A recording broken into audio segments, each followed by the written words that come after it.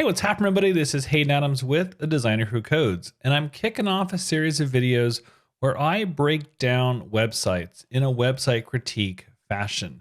This website I'm focusing on is Life Without Barriers Foster Care. Now, what makes a great website?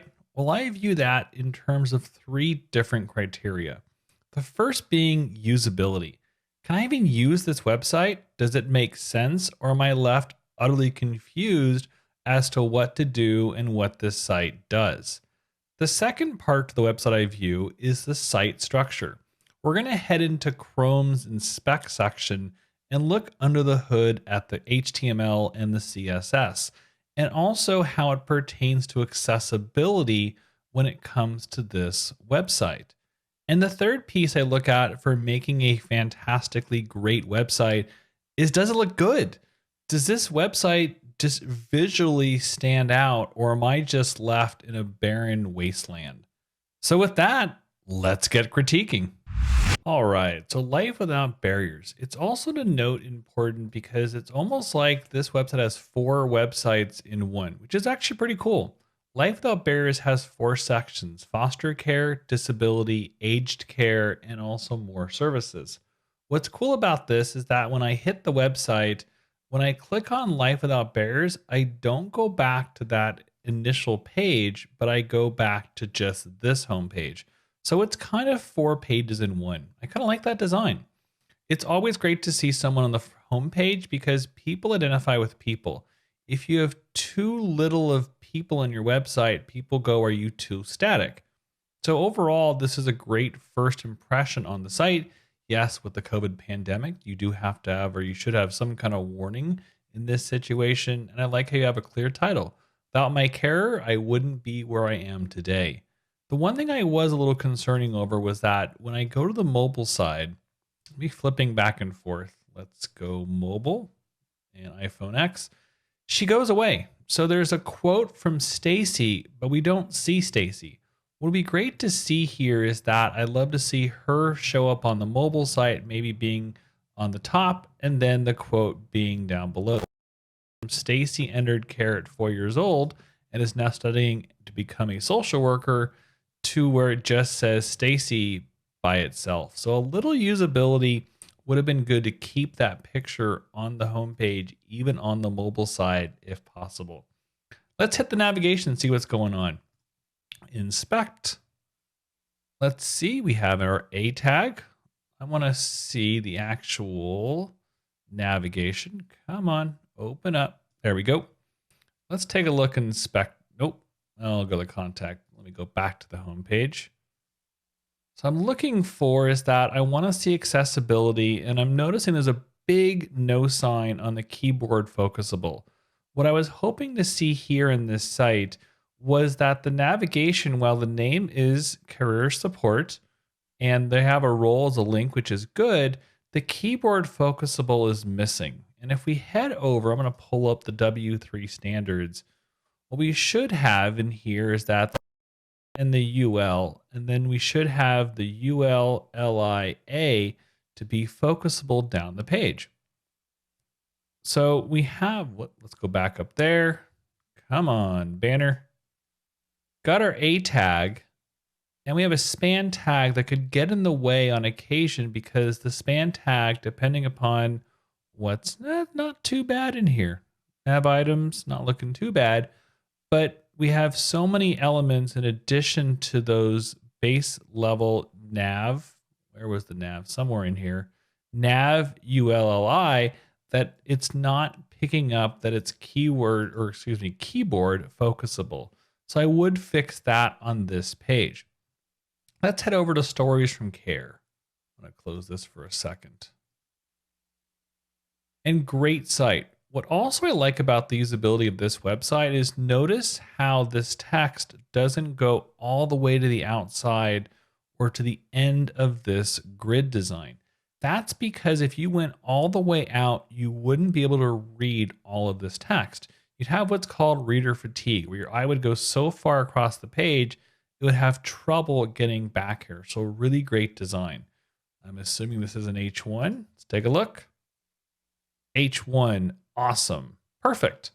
So if we head down here, let's head down. What I was looking before was Colleen and Steve. Awesome people. We have our great picture behind it. I know they are using Gatsby, which involves the Gatsby background for fast page loading. And if you notice how fast this page loads overall when I click onto it, I've only been to a few pages and I know I haven't cached this page. It just loads super quick. Meet Colleen and Steve, scroll down the page. Perfect. Again, notice how the picture gets larger than the text. This is great usability because my brain or my eyes can read this line, and then my brain and eyes can go back to could support a child financially.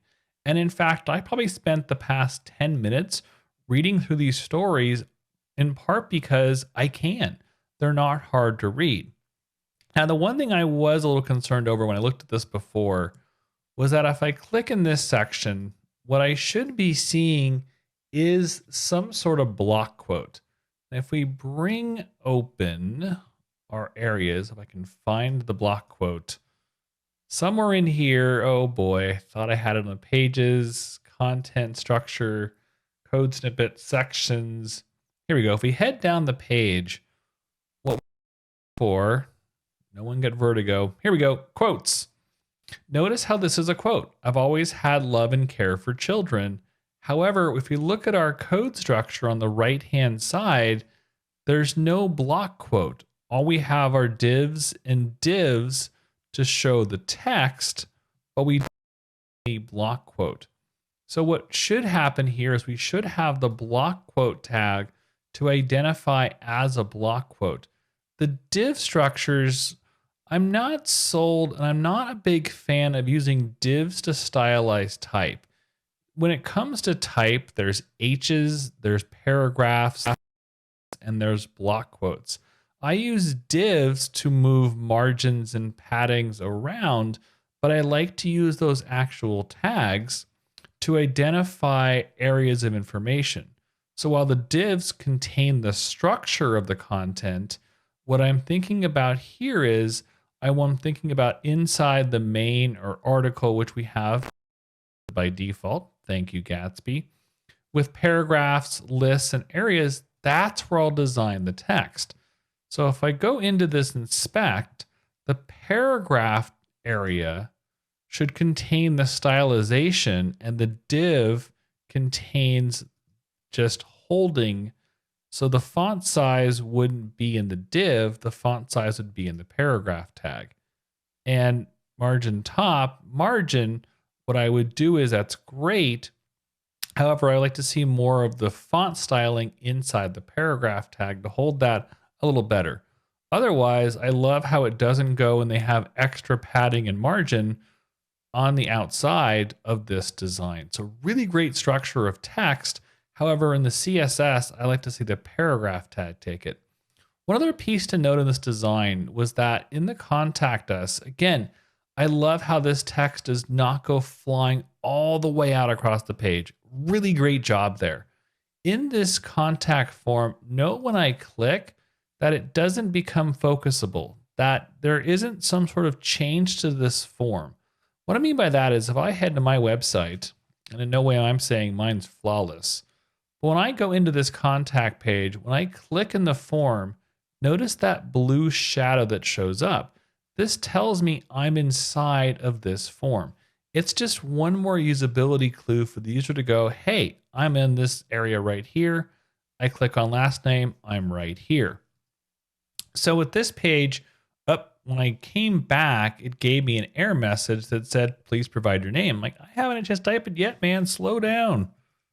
So there I go, Haydn Adams.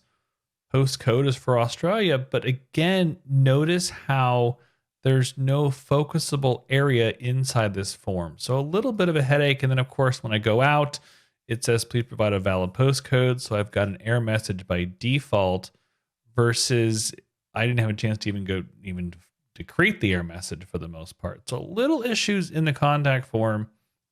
Let's make sure these are labels. So we're not having labels. What we should have when it comes to form design is you should have labeling controls. And what I mean by that is your first name should be inside the label for first name to identify that, and then you have the input below. So what I'm missing here is that we have span tags to control, and I'm seeing a lot of span tags. I like to see a little less spans. Oh, I take it back. Never mind. You know what? All that information, wipe it off the map. There is a label. I didn't see the label. I do these things. I think I catch everything, and I still mistaken it for it. Well, then why would you need a span tag? Oh, see, there's the problem.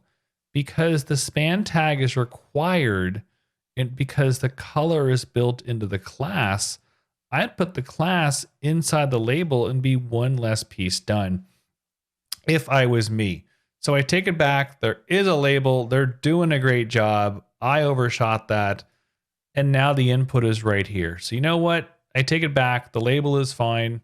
All is good in the world. Overall, does it look good? That's the question I ask myself.